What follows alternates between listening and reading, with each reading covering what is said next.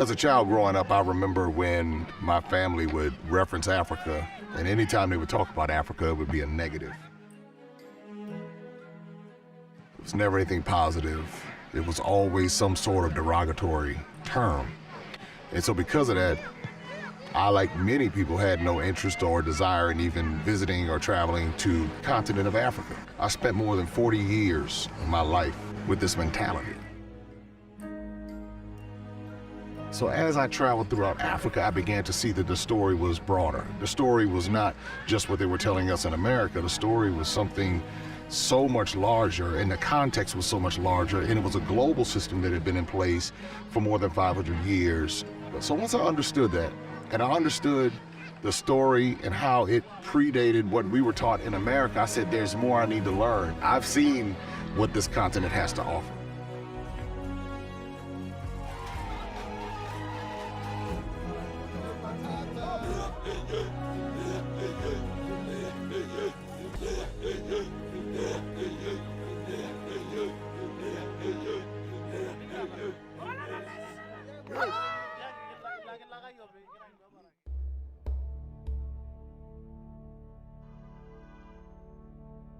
For years, I was told that Africa was a place that I shouldn't come to.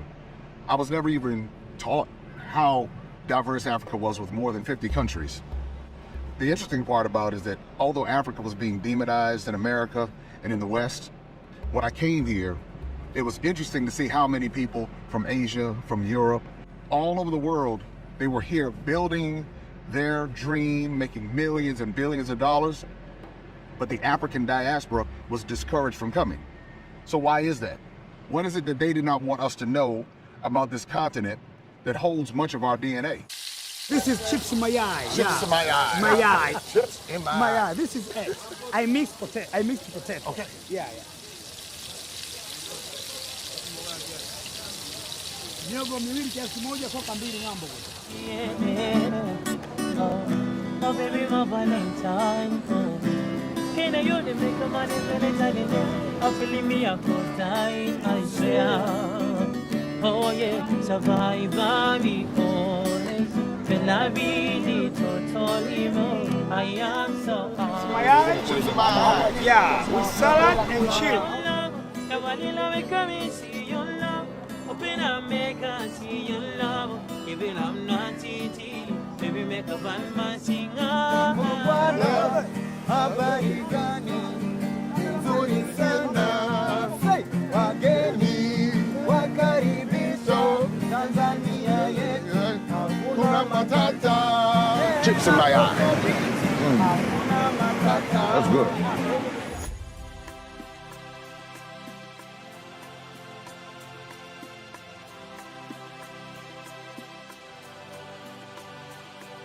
What's going on, everybody? This is Jay, and I'm here in Salaam in Tanzania. I'm on the east coast of the country, and this is what many people would call the New York of Tanzania. Now, I spent a lot of time in West Africa. You see me all over Ghana, Nigeria, Sierra Leone, Cote d'Ivoire, Senegal, and I could go on and on. But I'm now here in East Africa.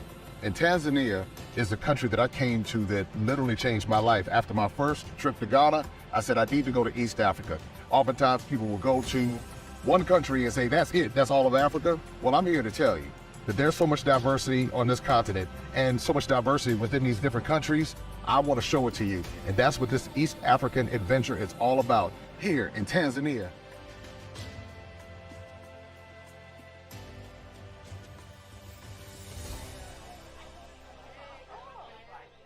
Well, hello. Hello. Good to see you. Last time I saw you was in Ghana. Listen, I know, right? Hello, everybody. This is like a real moment. How you doing? Pleasure to meet you. All right. My name is Nancy Kofi, and I am from Columbia, Maryland. This is Jay Smack and my daughter, Claudette Bellamy. My daughter was the one that said she had wanted to come here for a very long time. And so she talked about it, And, I got a little excited. I'm slow to get excited, but that's okay. But I kind of caught up on it, and she said, you should come on and go. And so I am so glad that you invited me. Hi, I'm Jade, and I'm really happy to be here. I'm so excited to be here. I love seeing all the animals. Harder. I'm 7 years old. This is my mom, and this is my grandma. I've always wanted to go to Tanzania for her 10th birthday, and then we had a loss in our family, and I was like, why are we waiting? Tomorrow's not promised. And then I saw a trip that was planned. I didn't have to do anything, so. My name is LaDanya Williams. I'm from Cuyahoga Falls, Ohio. I looked a little bit into Maximum Impact, and I loved all the other trips they did. I thought it'd be an amazing opportunity, and I was just really excited to come because I've never been to Africa before, so.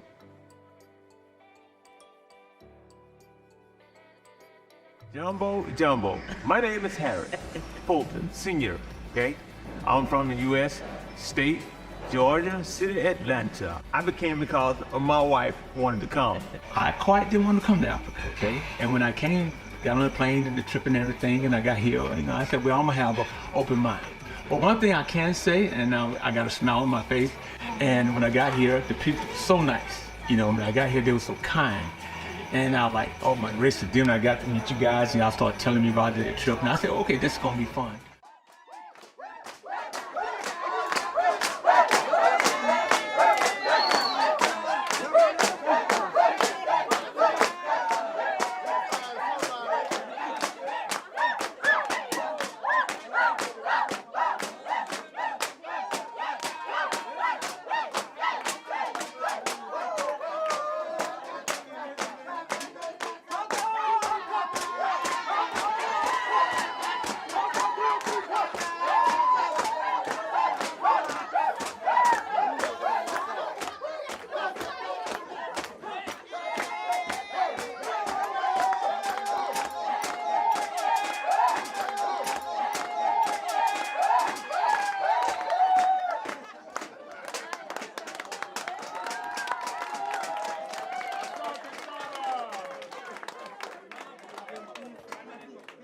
On behalf of Airport Planet Lodge, we are here to express our sincere gratitude to host you here today.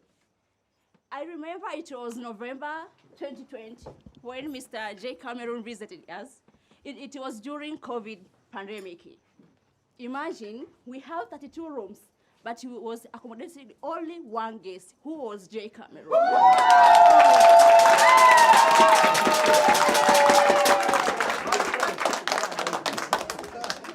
He was the only guest, and he was busy doing his picture and video, and no one know who is Jay.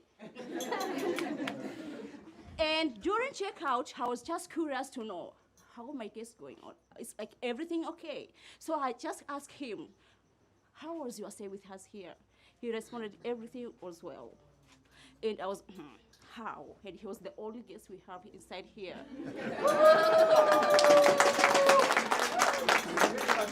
Then J. Cameron told me, I promise you I'll bring you a group. Okay.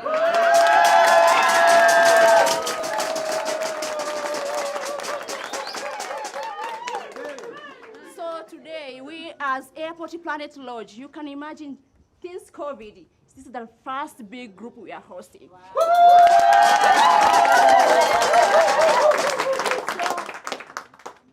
So you can't imagine how happy we are. Yeah.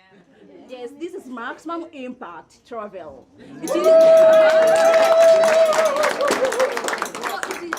It seems how it is impacting people. So it's not about giving the revenue to the hotel, but also it is impacting us with our family, because we have experienced a lot the difficulty during the COVID. So we are here just to say thank you so much for all of you for choosing Airport Planet Lodge. And we know there's a lot of lodges outside. Others, they have high standard than ours, but you have chosen us. So please, thank you so much. And we have prepared something very, very small for you. Please just accept it. And we love you all. Thank you.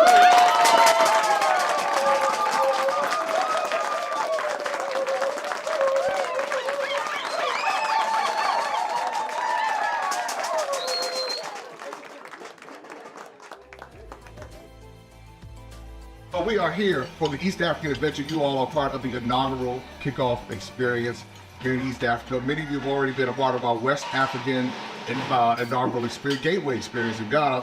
This is very different. So for those who've been to Ghana, leave Ghana in Ghana. Leave America in America.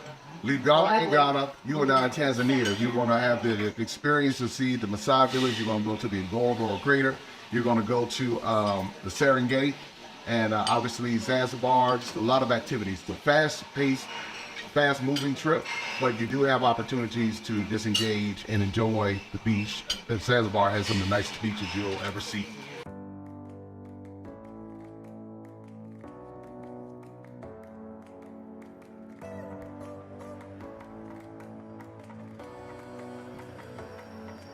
When I came here, I saw how much was withheld from us in the West. And so I know I had a responsibility to be that vehicle where people could come and see, and not just come and see from the standpoint of it being a tour, but from it being an experience. And so when people come and they get that experience, and I see how it transforms them, I see their reactions, I see those aha moments happen in others, that's what makes it worth it for me, because I know how limited the exposure has been in our educational system, in our cultural system, in our entertainment as it pertains to this continent of Africa. You have to be very quiet, and the fact that you are seeing something that this magnificent is awesome. Beautiful, wonderful. Hello, my name is Kayana Bradley. I am from Washington, D.C. So it's amazing because a lot of people, I'm a single woman as well, right? And a lot of times when you're single, you feel like you can't travel unless you have friends or unless you have a man. And for me, you know, I've always wanted to come to Africa, and there was nobody who was available. All my other friends were either, you know, held up on other obligations or something, and I don't have a man, so what is there for me to do? But Jay, being able to see that he provided an opportunity, yeah, I had to fly here by myself, but being able to link up with a group who's able to explore and feel safe and not be by myself, I think that was a great, great way for me to still be able to live life outside by myself, but also within a community.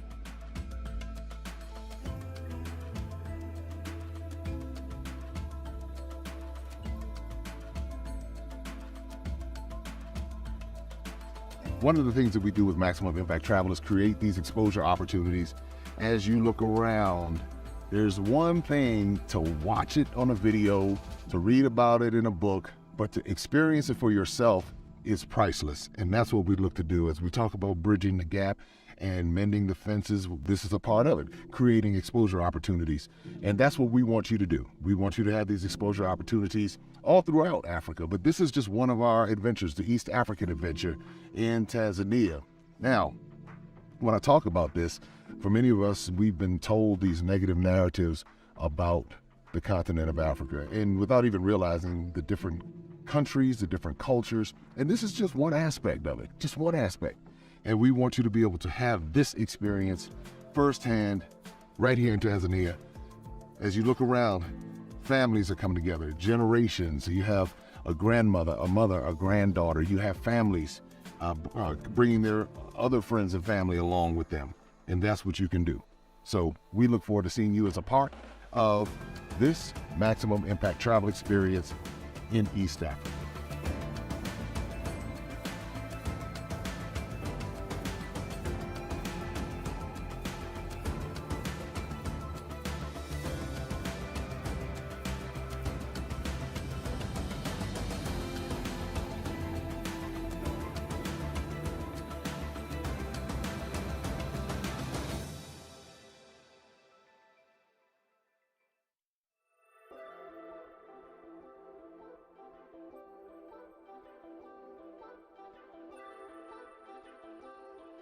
All right, good morning, everyone.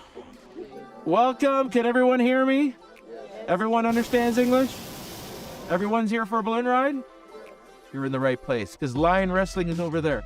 At this time, it is very loud and very hot, so you will know why we call it hot air ballooning. So if you're cold, we're gonna warm you up, okay?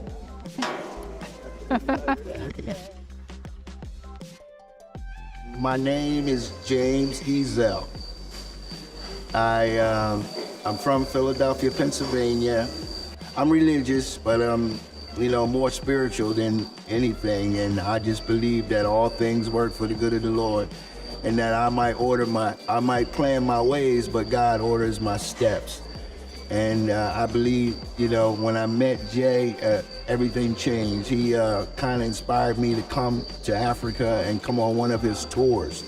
And I'm really just glad that I made that decision to come, because since I've been going on his tours, which this is my second one, it's just been one journey after another. It's very exciting. I had met so many people. I've experienced so many things that I knew that I could never experience unless I came on one of Maximum Impact's tours.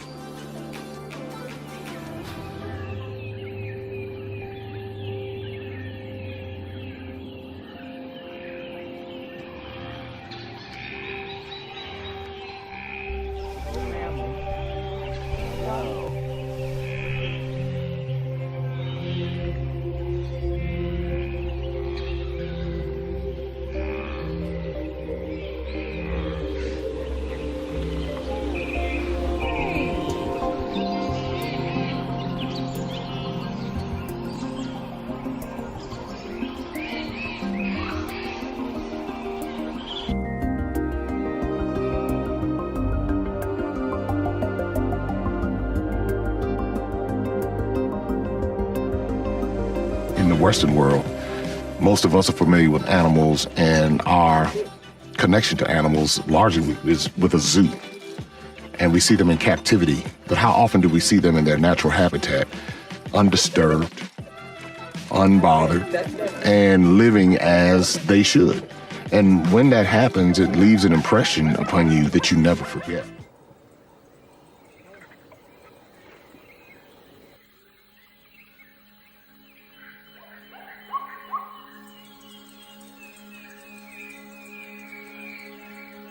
What makes Serengeti such a special place, it really is a circle of life.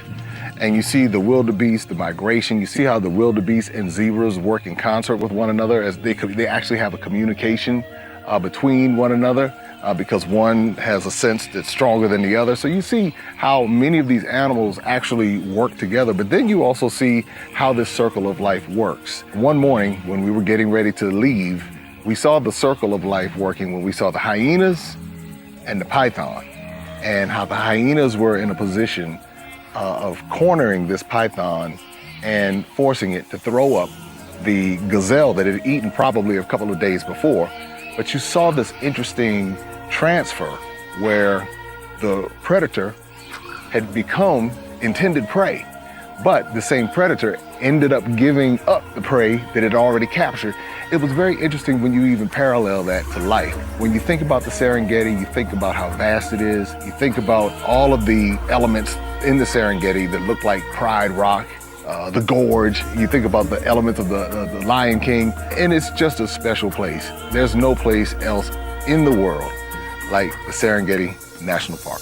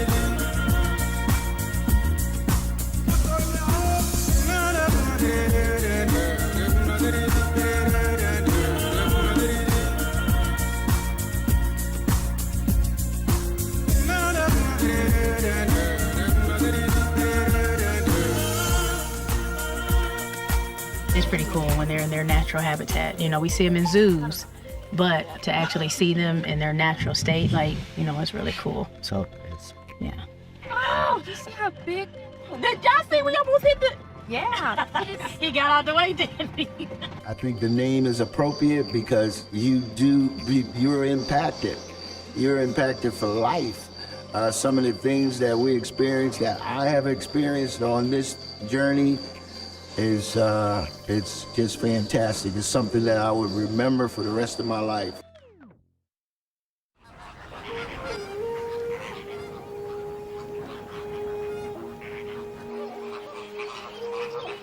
As I stand and I look out over the plains, I can't help but to wonder what each one of these birds, these insects, what their day-to-day life is like. You see the beauty in the colors, you see the pink flamingos, you see the birds flying.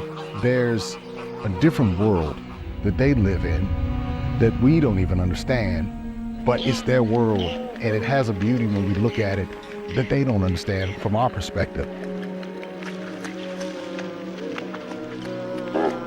I feel honored to be in a position to stand here, to witness it, and to be able to share it. And what I would hope for all of us is that we would take the time to unplug from the rat race and to come see this part of the world.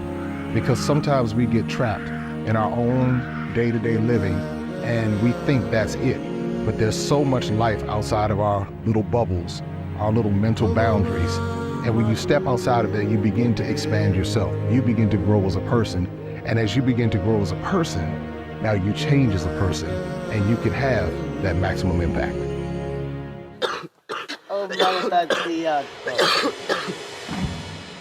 The one thing that's interesting is that there's some things that are consistent all throughout the world.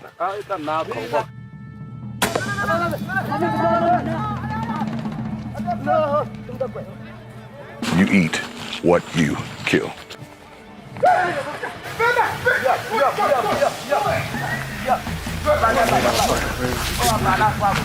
They're doing all this for one squirrel. You hear all of that? This is the definition of bushmeat. Look at the honey. He worked hard. That is good. That woke me up. That's what I needed today. Wow. This honey is so good. Man, it's from stingless bees. I would have never tasted if I didn't come out here and have this experience.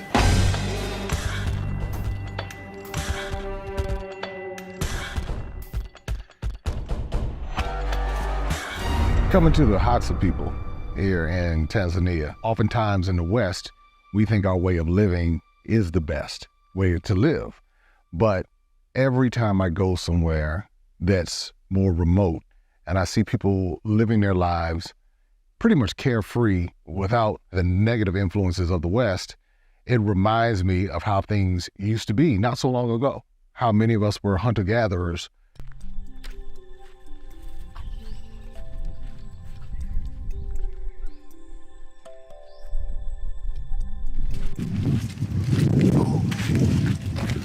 Wow. So you shot it? Onande. With this? Oh. So all of that work for this one little bird. So are you going to eat? When you get the smaller bird like that one, so just eat it like a snack. So until you get the big one. Yeah. Okay. Well, go ahead. Come, he can eat it. He's gonna share with the others later. They're gonna collect together. Okay. Wow. Okay. Well, one down. All right. And he shot it with that pow and got it just like that. Wow. Even when I went to Namibia and I saw the Sand people and they're hunter-gatherers, and you see them living among the rocks. And oftentimes you think that that's like prehistoric or something that's so long ago, but they're really communities and cultures that still live in a very quote unquote, as we would say, primitive way, but they don't have the same issues that many of us have. and you see where they're very happy and very content with their way of life. But you see how modern culture will try to infiltrate and say, hey, your way of living is wrong. There's something that's abnormal about what you're doing, without realizing that actually many of the things that we do are abnormal when we look at nature and how these cultures connect with nature. When we went out and we saw them actually hunting and how they had the skill to be able to catch the birds and actually eat the birds right there. Literally, you eat what you kill. And so they made the fire right here. And it's the definition of hunter-gatherer. And, you know, hundreds of years ago, this was the way of life for many people. And this is how people survive, because water is not in abundance right now. This during the dry season. And so this is how they survive. Hunter-gatherer. It's literally cooking it right now. I'm just curious how it's all going to come together. Many of us, we would say, oh, that's nasty. How can they eat the birds without remembering the fact that we eat chickens? And they take it to the plant and they defeather it and they process it basically the same way.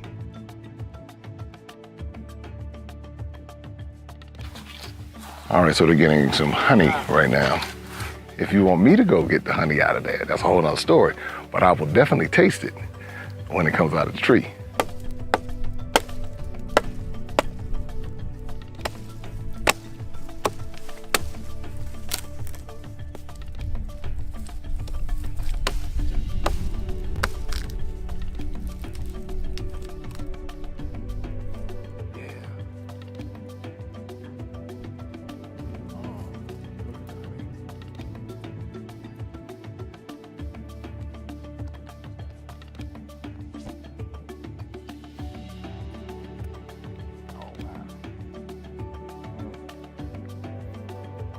I think I got one of them in my mouth just now. This is so good. This honey is so good. It is so sweet. And it comes right out of the tree. Wow. Them being able to spot the honey from a little hole in the tree and knowing that the honey was in there and being able to extract it is a skill. That's a survival skill. That's resourcefulness. And when they opened it and I saw the honey there, I didn't have any hesitation about tasting it because it was like, okay, they've been doing this. This is how they live. They know what's there. And that's some of the best tasting honey I've ever had in my life.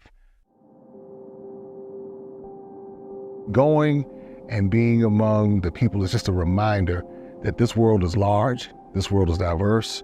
And if we take the time to explore, we might learn some things about ourselves. And so now I don't hold the judgments that I used to have in my own ignorance. Now I can appreciate the way people live, even if it's very different from how I live. You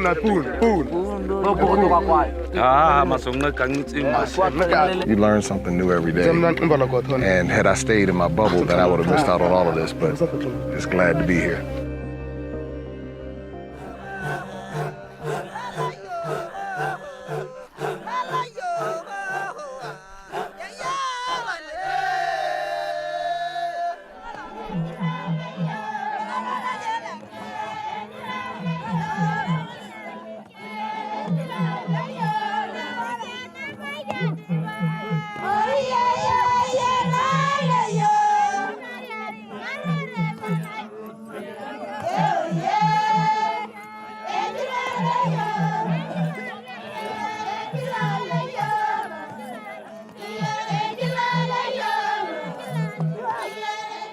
One of the things that I am adamant about is bridging the economic gap as well as bridging the culture gap. And it's so important for us to support the local communities whenever we visit a country or territory, because oftentimes these places are exploited.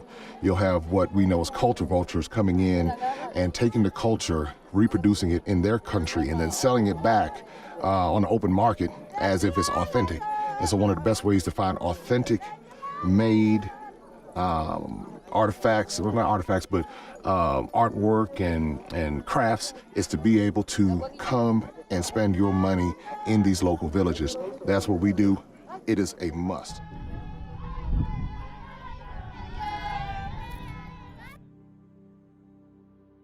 I believe it's important for us to make sure that we keep our dollars in those communities. So what we're doing is making sure that the local population gets the credit, the local population has a voice, and that's what this is all about. The fact how they built it in the different rooms, and the fact that they have a little station for the baby cows. And then the whole kitchen and everything is just so compact, but it's so, I don't know, the way it's made is so smart. Yes. Very informative, very informative. And the structure is, for a hand-built structure, this is amazing. Let's go. My name is Jeff, and I'm from Akron, Ohio, and I'm a police officer. Well, me and my wife went to Ghana, and there was a lot of questions from the kids. What was it like, this, that, and the other. So with us bringing the youngest one this time, now she'll have to answer some questions, but she got to see it for herself. And I think everyone should see it for themselves. Akron, Ohio in the house. It's good to learn together. Experience is the best teacher. So even though when I went back last year, I kind of talked through my family with some things that I saw, but they can't really understand what I felt unless you see it for yourself.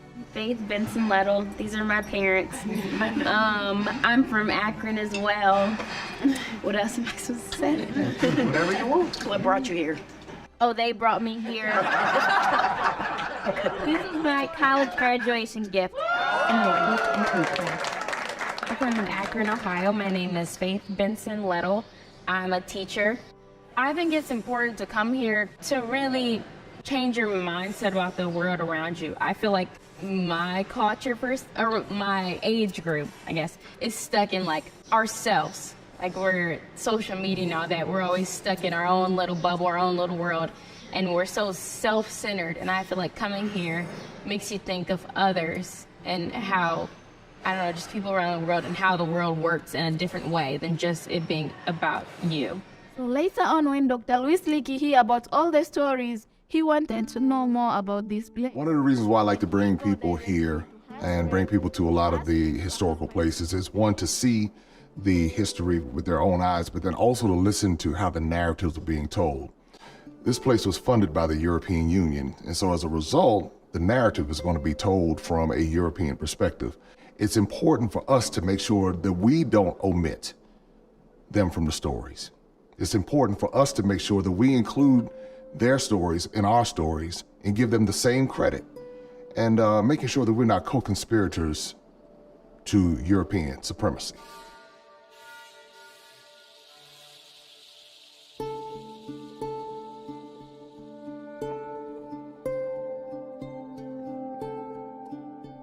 As I pass through this door, I'm reminded of the countless people who passed through the other way and never returned. As I return to this part of Africa, it is interesting to learn about the context of the story that most of us have never been taught about. Oftentimes we associate the slave trades with West Africa, but in reality, East Africa has a very compelling story. It's a story of brutality. It's a story of culture erasure. It's a story of lies, manipulations, but today what we're doing is breaking down those lies, and we're going to show you the beauty, we're going to show you the unique qualities of the cultures located here in East Africa, and then we're going to bring you to paradise in Zanzibar. And as you learn about this history, you'll understand why Africa is the wealthiest continent in the world.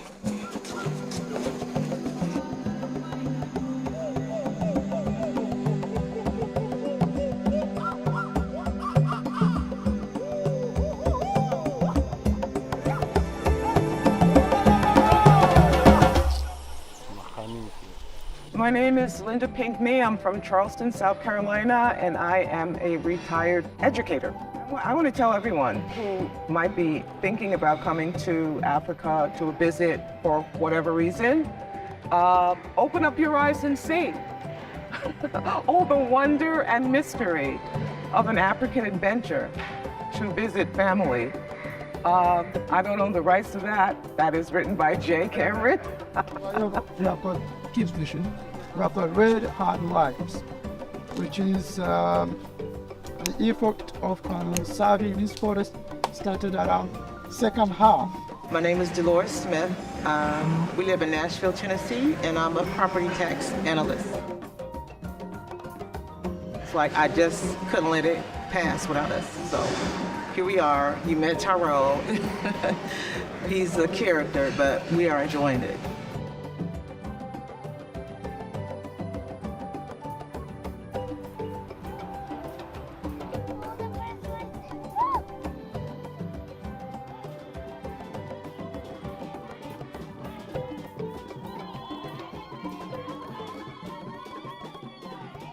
A lot of people, and where I come from, the cultures I come from, they say, well, we don't have any cultural connection to Africa. We don't understand that. We don't, why go? We don't even speak the languages. You know, tell me what your tribe is. You don't even know your tribe. I said, and I asked them, I said, well, have you ever been? And I've yet to meet someone who has been. They could come back and say, well, yeah, I've been, and I feel that same way.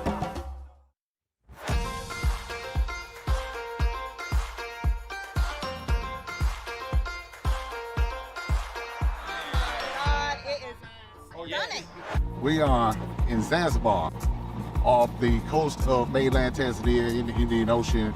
We're getting ready to go out on 2 boats, and we're going to tour around the island and have lunch and just gonna have a good time just chilling. Today is a chill day, but I remember growing up looking in the magazines as a child, and I would always see these tropical places and say, well, one day I wish I could get there, one day. And I realized as I was getting older that if I didn't make one day happen, it wasn't gonna happen. And so being here, this is my 5th time, I think, 4th or 5th time here in Zanzibar, and I feel just as at home here in East Africa as I do in West Africa, as I do in America. And it's all about how you're able to adapt and appreciate cultures, and that's really what's going on here. So stick around because we got much more on the way.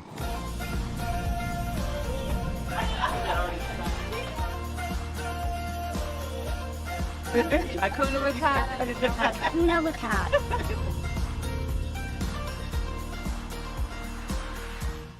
name's Salaam Smith, and go by my middle name, Murray, from Detroit, Michigan, living in Lebanon, Tennessee right now. I'm retired from the post office. And, you know, I can't say I come from here, you know, but in my heart, this is it.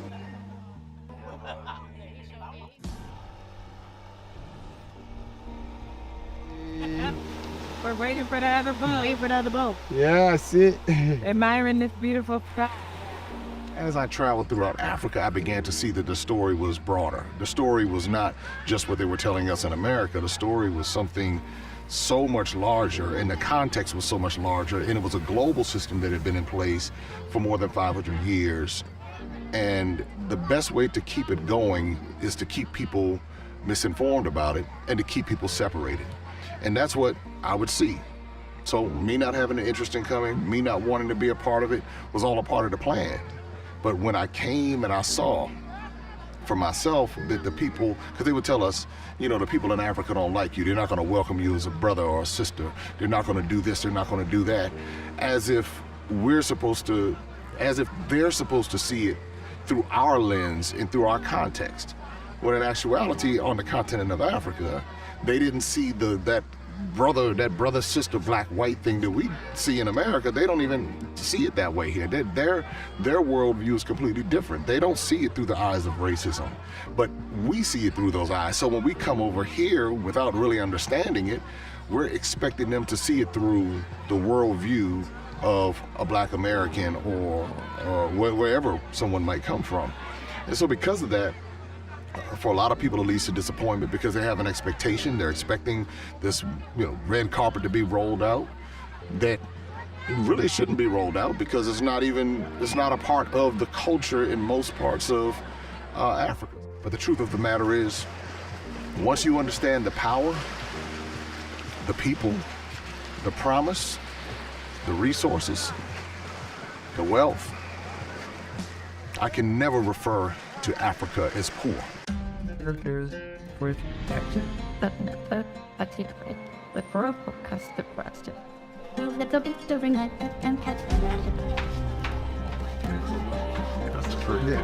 first religion was Zoroastrian per se, the religion from Persia, From Persia. From Persia, yeah. That the religion the Persian brought into this country, while the African did not have specific religion. So Islam is not indigenous to Zanzibar. It's not the original religion in Zanzibar. No indigenous religion to Zanzibar. Okay. When it's come to dressing, you see women go covered. Yes. That does not express their religion here. It is more to their culture. Interesting that you say that. The Christian that born and raised in Zanzibar go covered. It is more to their culture than to their religion. It happened, anybody start religion fight is not from this island. Interesting. If somebody is coming from this island, we are all together, brothers as one. So give me a little bit of history about this place right here. This is what I'm looking at right up here. Here you're looking at the Arab fort. That's how we do call it, or you can call it Portuguese fort, or you can call it old fort, whatever. Because this been built by the Portuguese, been built by the Arabs. The Portuguese started, and then the Arab came to accomplish. The Portuguese, apart from having a piece of fort, which was not that big, they also had a village here. Like that piece of building, you can see that piece of wall over there. Yeah, with like a window. That is the original wall from the Portuguese chapel, which they built. So they had a Portuguese chapel here? Chapel, yeah, small church. They had it here. And this piece of wall here, you can tell that here was the building. Probably this was the size of the fort that built by the Portuguese. But after the war between the Omani against the Portuguese lost the war. The Omani thought that the Portuguese would return, so that they decided to extend the size of the fort, and they built all of this you see, and the other side as well. The other side is as big as this one. But because the Portuguese never returned after they moved to Mombasa, Kenya, then Mozambique, this area once used as a place for execution by sword. And then it been used as a slave market. Slave market? Very little. Because slave market started at Kelele Square in the western side of Stone Town. And then it came here for a short while. Then the official market was open, where we have been at the Anglican Cathedral. So who were trading those who were enslaved? Were the Arabs, were the Catholics? Or? It started during the Portuguese. Okay, so that's Catholic. Okay. And then it went on during the Omani. Until on 5th of June 1873, slavery stopped. I had never been to this museum before, and honestly, I'd never heard about the East African slave trade in any context coming from Western education systems and primarily public education systems. So when I found out that there was an East African slave trade that was headed up by the Arabs, also the Europeans were involved, and you did have those who were indigenous to that part of Africa who were participating in trading human beings. When I went to the museum, I was stunned. I had no idea that this slave trade, this Arab East African slave trade, predated the European slave trade, and it was just as bad, if not worse. And it was hundreds of years older than the European slave trade. When I saw it, and I saw the impact of what it had on East Africa, I understood the influences. I understood how the Arabs and Islam came in and used that particular religion to influence, just like the Europeans used their version of Christianity, Catholicism, to influence other parts. And it was fascinating because as you began to learn about it, you still see the lingering effect of what happened hundreds of years ago, and even continues to this day in many parts of Africa. And that's what you begin to discover. You see where slavery really hasn't ended. It has gone underground. It's morphed into different forms of slavery, child labor slavery, human trafficking, and straight up chattel slavery is still taking place in many parts of this continent and many parts of the world. So when I went into the dungeons in Zanzibar, it was an eye-opener because I had always heard about the dungeons in Cape Coast and in Goree Island and Bunce Island and places like that, Badagry in Nigeria. But when you go to the dungeon in Zanzibar and you learn about how they crammed people into that tight space, 75 people into maybe 100 square foot area, and they had to sit there and they had to deal with those conditions when you realize that where a Catholic church is built is where there used to be the whipping post, where they would whip those who were enslaved. Even when you go to Fort Jesus in Kenya, you learn how that whole area was a trading area of human beings. It was mind-blowing to actually understand how deep the East African slave trade went and its lasting impact.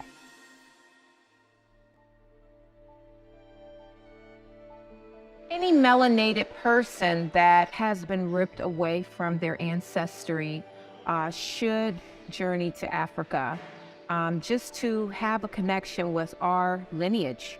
When you get here, the people are so welcoming that it's overwhelming, because we honestly have heard all types of myths. Oh, you better be careful going there. And they just make it seem like you're going to get your organs snatched. You're going to be, I mean, this is all kinds of things that are said about coming to Africa. And I've never felt better.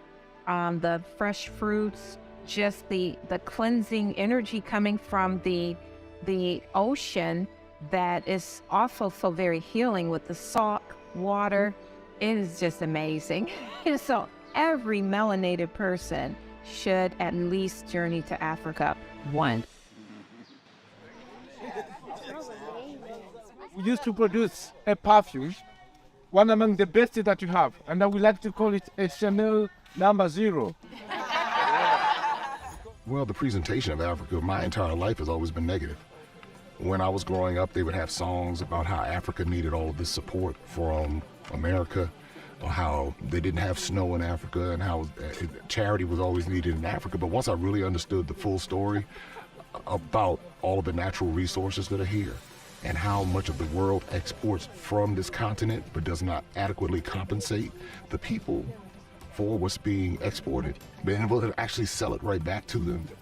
Once I understood that, and I understood that in many ways it was calculated to make those of us who descend from this continent not even want to come back or learn about it, because if you keep that information withheld, what it then does is it causes an affection for where we may have been born without recognizing where we originate from. I see so much of us in each other. Like, I see so many similarities of people of color in America as people of color here in Africa, but it's just something innate in us. As one of the tour guides said, Africa is like born in you.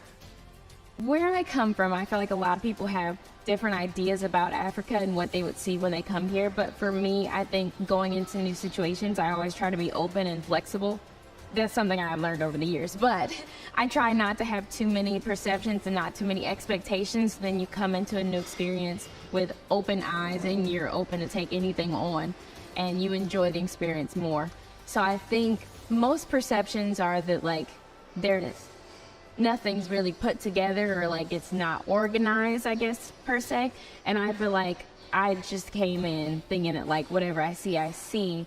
And I knew from my parents too, from going to Ghana last year, that it would be like, it's actually a very beautiful place and everything. So I was excited to experience that for myself and not be closed-minded on anything.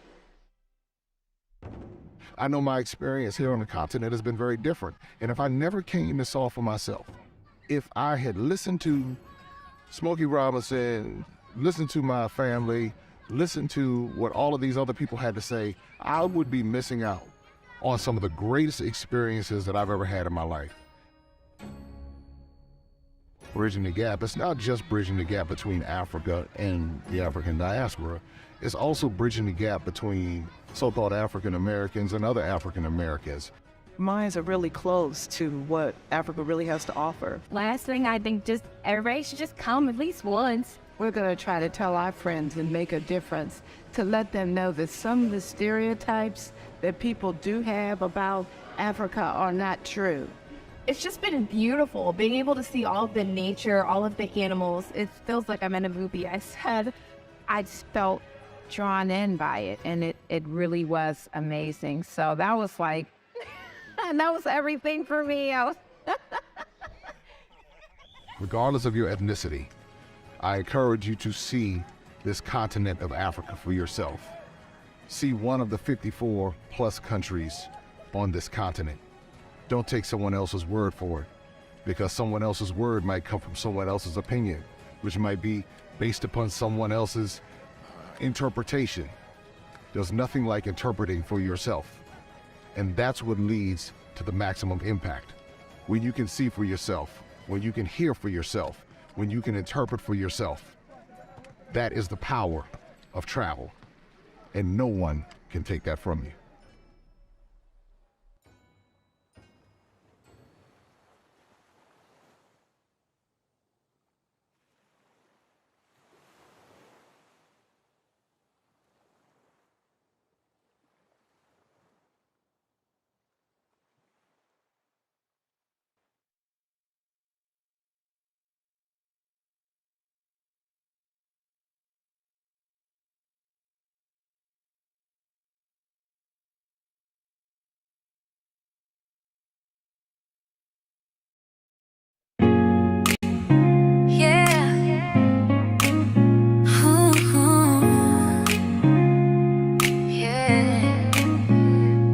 We're on a journey, come ride with me. Let's explore the world, feel that synergy.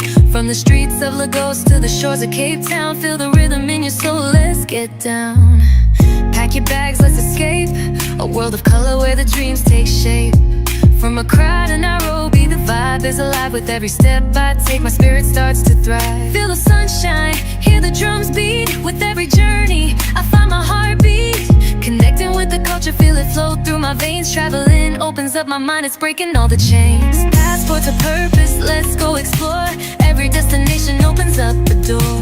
Elevate your soul, let the rhythm in. Inspiring stories where the magic begins. Traveling the world, oh, we're feeling so free. Amen, elevation, come take this ride with me.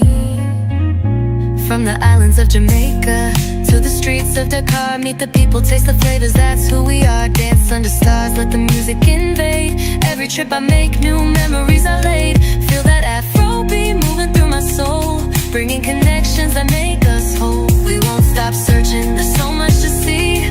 With every passport stamp, we're writing our history. Passport to purpose, let's go explore. Every destination opens up a door.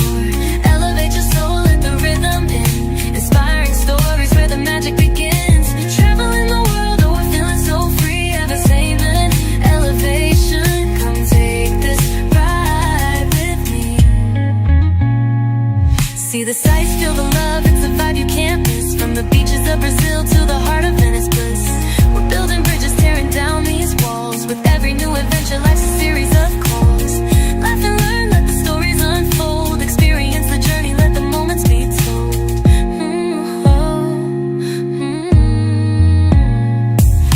Passport to purpose, let's go explore.